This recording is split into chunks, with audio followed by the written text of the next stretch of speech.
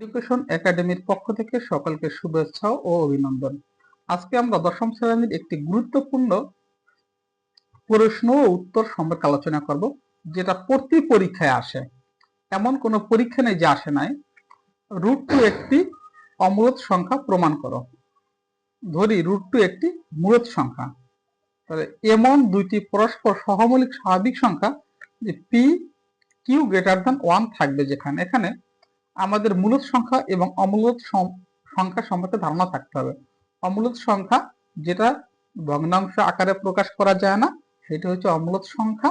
আর মূলদ সংখ্যা হচ্ছে যেটা ভগ্নাংশ আকারে প্রকাশ করা যায়, এবং মূলদ সংখ্যাকে পি বাই কিউ আকারে প্রকাশ করা যায়। এখানে মূলদ সংখ্যার সাথে সম্পর্ক পি কিউ অবশ্যই থাকবে। দেখো √2 ইকুয়াল পি বাই কিউ। এখন উভয় পাশে আমরা বর্গ করছি, √2 উপর বর্গ, পি বাই কিউর উপর বর্গ করছি। রুটের সাথে স্কোয়ার কাটা যায়, থাকে 2 P square by Q square. এখন উভয় পক্ষের সাথে কিউ গুণ করছি, 2 এর সাথে কিউ গুণ, পি স্কোয়ার বাই কিউর সাথে কিউ গুণ, আর 2 Q equal P square by Q. এখন দেখো 2 কিউ একটি যে 2 কিউ স্পষ্টত একটা পূর্ণ সংখ্যা। পি স্কোয়ার বাই কিউ পূর্ণ সংখ্যা নয়। 2 কিউ এবং পি স্কোয়ার বাই কিউ এর সমান হতে পারে না। এই 2 কিউ আর পি স্কোয়ার বাই কিউ সমান হতে পারে? কখনোই সমান হতে পারে না। তাই লেখা যায় সুতরাং twice Q not equal P square by Q. আবার √2 কে পি বাই কিউ আকারে প্রকাশ করা যায় না, সুতরাং √2 দেখো not equal P by Q. সুতরাং √2 একটি অমূলদ সংখ্যা।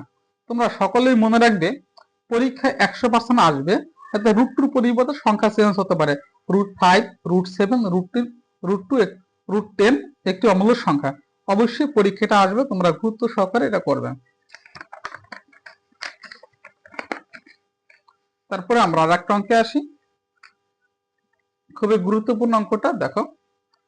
0.31 এবং 0.12 এর মধ্যে দুইটি অমূলদ সংখ্যা নির্ণয় করতে হবে। এই দুইটি সংখ্যার মধ্যে দুইটি অমূলদ সংখ্যা নির্ণয় করতে হবে। আমরা ধরি এ সমান সমান 0.14100 ধরছি এ, এবং বি সমান সমান ধরি 0.15100। তাহলে আমাদের এটা কেন ধরলাম, তোমাদের মনে মনে প্রশ্ন হতে হবে, স্যার এটা কেন ধরলো? তোমাদের মনে রাখতে হবে, এই যে আমাদের 0.12 চেয়ে বড় ধরতে হবে। 0.12 চেয়ে বড় 14, এবং তুমি যেটা 0.14 ধরবে, 0.14 ধরবে, বিতে তার চেয়ে একটু বড় ধরতে হবে। তাই 0.14 ধরেছি। এটা একটু লক্ষ্য রাখবে, তোমরা অবশ্যই পারবে। মানে সবসময় মনে রাখবে, তোমাদের অঙ্কে যে ছোট সংখ্যা আছে তার চেয়ে বড় ধরতে হবে, একটা এ একটা বি। কিন্তু এমন সংখ্যা ধরতে হবে যেটা ভগ্নাংশ আকারে প্রকাশ করা যাবে না। তাহলে আমরা 0.12 গ্রেটার দেন 0.14 গ্রেটার দেন 0.31 যেটা আমাদের অঙ্কে আছে। আবার 0.12 গ্রেটার দেন 0.1500 আছে, যেটা বি ধরছিলাম। তাহলে এ ও বি কে, এই আমরা যে এ এবং বি ধরছি, এ ও বি কে সাধারণত ভগ্নাংশ আকারে প্রকাশ করা যায় না। তাহলে দেখো 0.31, 0.12 এর মধ্যে এ আর বি অবস্থিত, সুতরাং এ ও বি দুইটি অমূলদ সংখ্যা। খ নম্বর অঙ্কটা আমরা দেখি। খ নম্বরে 1/√2 এবং √2 এর মধ্যে একটি মূলদ সংখ্যা আর একটি অমূলদ সংখ্যা নির্ণয় করতে হবে। আমরা 1/√2 এর মান ক্যালকুলেটর দিয়ে তোমরা চাপ দেবে, দেখবো 1/√2 এর মান 0.7071 এবং √2 এর মান 1.4142। এখন আমরা একটা মূল সংখ্যা ধরবো আর একটা মূল সংখ্যা বের করবো। মনে করি এর 1.1, এটাকে ভগ্নাংশ আকারে প্রকাশ করা, সুতরাং এটা মূল সংখ্যা হবে।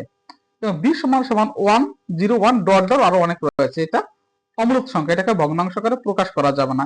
এ হয়েছে মূলদ সংখ্যা, এটাকে ভগ্নাংশ আকারে প্রকাশ করা যাবে 1.1 এখানে। এখন দেখো 1, আমরা ছোট সংখ্যা আছে 1/√2, আমাদের প্রশ্ন 1/√2 গ্রেটার দেন 1.1, মানে একের চেয়ে এইটার মান বড়, তার চেয়ে √2 এর মান বড়। আবার 1/√2 গ্রেটার দেন 1.1010, মানে এর সেই মান একটু বড় ধরতে হবে। তাহলে আমাদের কি দাঁড়ালো, এ কে ভগ্নাংশ আকারে প্রকাশ করা যায়, বি কে ভগ্নাংশ আকারে প্রকাশ করা যায় না। এ হচ্ছে একটা মূলদ সংখ্যা, বি হচ্ছে অমূলদ সংখ্যা। আশা করি তোমরা সকলে বুঝতে পারছো। সকলকে ধন্যবাদ।